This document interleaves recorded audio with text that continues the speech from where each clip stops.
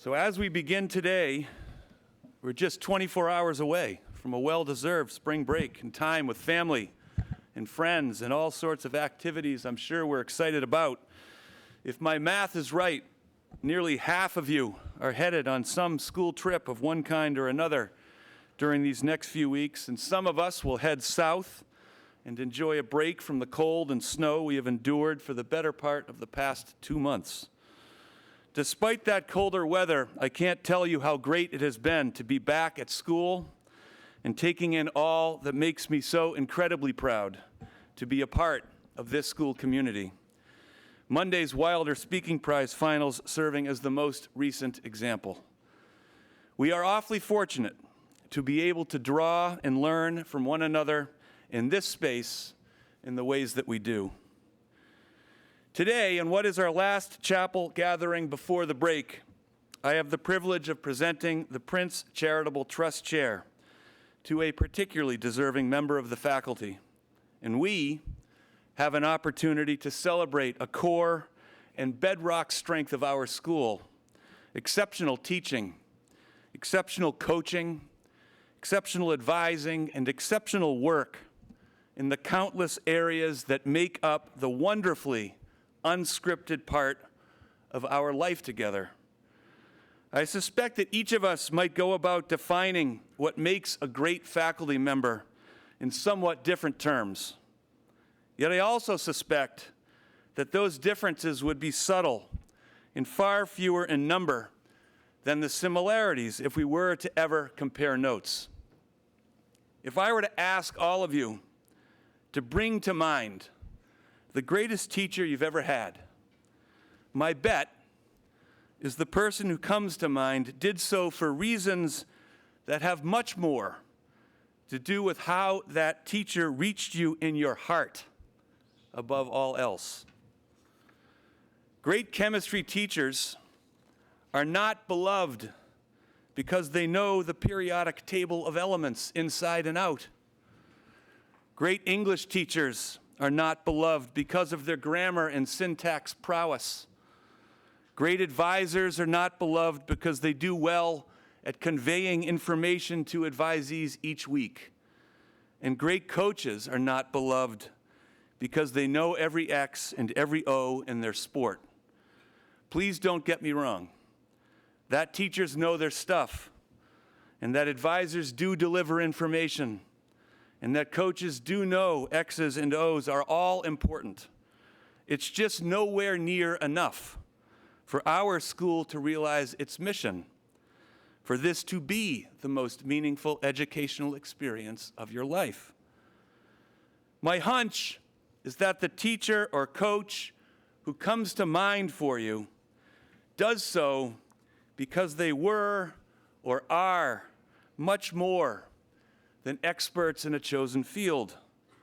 They earned their way into your heart because they saw chemistry or English or advising or coaching or all of the above as means to a greater end and not as an end in and of itself. I promise you this: you will never return to a Brooks School reunion because you got a 5 on an AP exam. That won't be the draw. You will return to reunions because of how the teacher who helped you earn that 5 invested in you, in the whole you. You will return to reunions because that teacher will hold in your heart. That person will inspire you for the rest of your life. I happen to think that great teachers have never been more important, more necessary, or more vital than they are right now.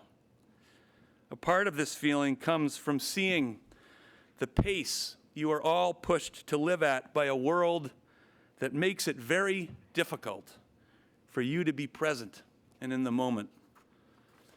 As one of the few people in chapel this morning who grew up with rotary telephones and had to get up off the couch to change the channel on the television, I confess to lamenting how the world's urgency weighs on all of you. Frankly, I marvel at how all of you do it. and also know that you find your way forward due in some considerable part to the adults in your lives. In a recent clip from Adam Grant's Rethinking podcast, he was interviewing clinical psychologist Lisa Damour, who specializes in the development of teenagers. In the interview, Damour confirms that lots of research underlines a notion I have long held to be true. Namely, and I quote, "The single most powerful force for adolescent mental health is strong relationships with caring adults," end quote. These adults can be parents or guardians or mentors, and they can most definitely and importantly be teachers. We have lots of them.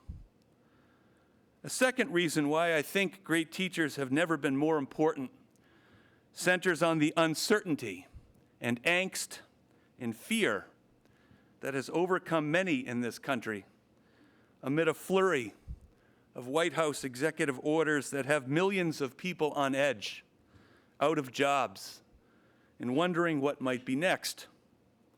At a time when explicit and out in the open hostility is getting more oxygen than at any point I can recall in my lifetime, there is a need for great teachers to help young people navigate their own uncertainty, their own angst, and their own fear in ways that provide safety, in ways that emphasize and build community, in ways that contribute to inclusion and belonging in the face of those who seem determined to undermine these efforts.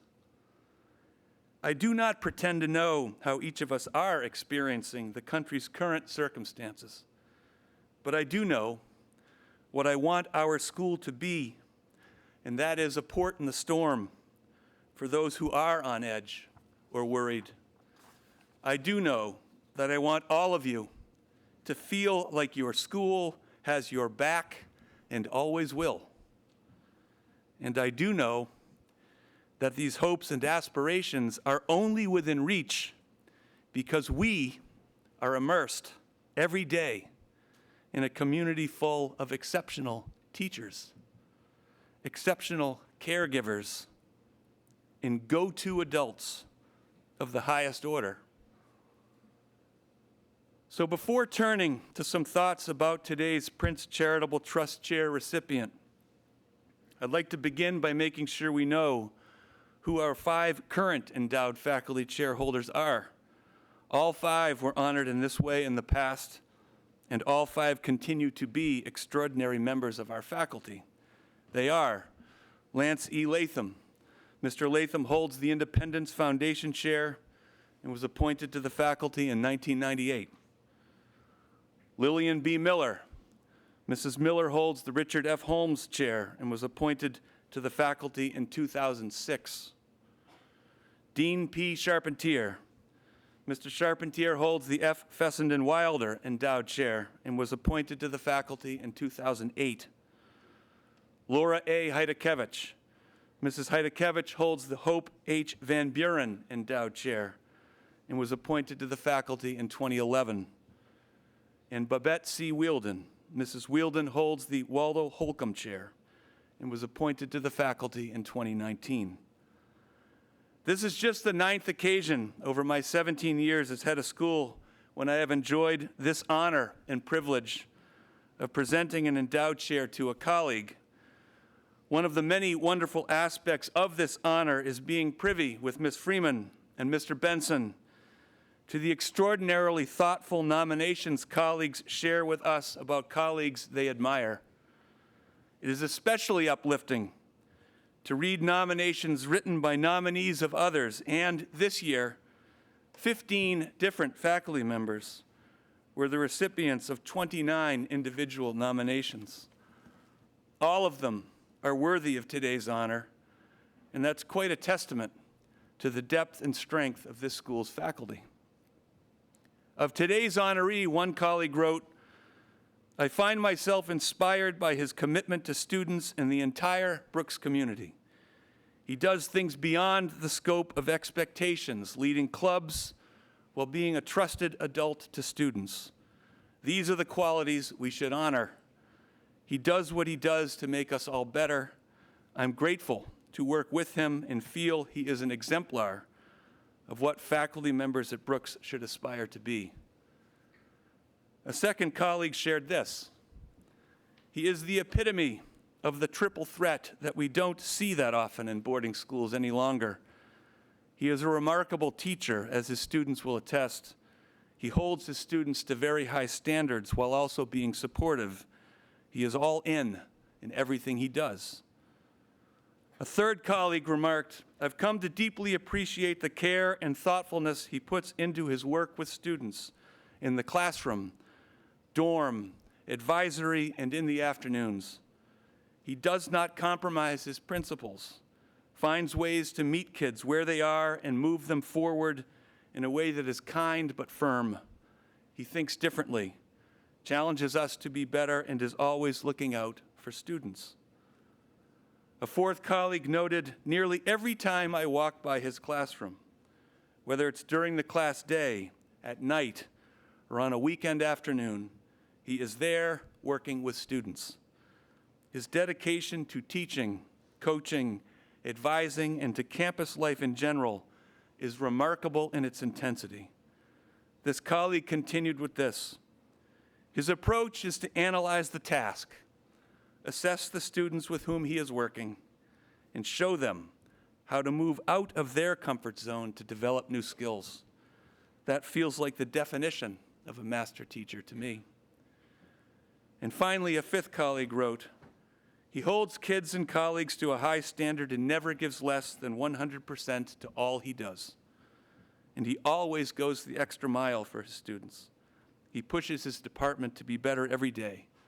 An incredible, passionate, caring, and creative teacher, an outstanding coach, a wonderful advisor, and a great all-around colleague. From my seat, it's very difficult to bring the depth of his commitment to students, the school, and all that is on his plate to light in a way that does that commitment justice. For scores of students, he is a devoted and talented teacher who knows his stuff inside and out. He is a coach who not only knows the X's and O's, but seems to have written them. He is an advisor who epitomizes any trusted adult definition and has been an exceptional port in a storm for students needing that space. While many of you have and will earn impressive grades and AP test scores due in considerable part to time spent in his classroom, none of you will come to a reunion at a later stage in your life because of those grades and scores. You will come because of him, because he has earned a permanent place in your heart many times over, because you know you matter to him and you always will. It has been some time since he and I first met, over 20 years ago, when he was a banker, married to a Brooks alum, and was just beginning to contemplate dipping his toes into the boarding school world he has excelled in at the highest of levels. I believe he could have and could still do just about anything he wanted to do in schools like ours, or probably anywhere for that matter. Yet he chose Brooks School and all of its students 9 years ago, and what a difference he has made along the way. It definitely beats banking. With a great deal of admiration and respect for all he does at Brooks on and in between the lines, I'm deeply honored to present the Prince Charitable Trust Chair to Christopher Scott Smith Jr., or, as we know him, Tote.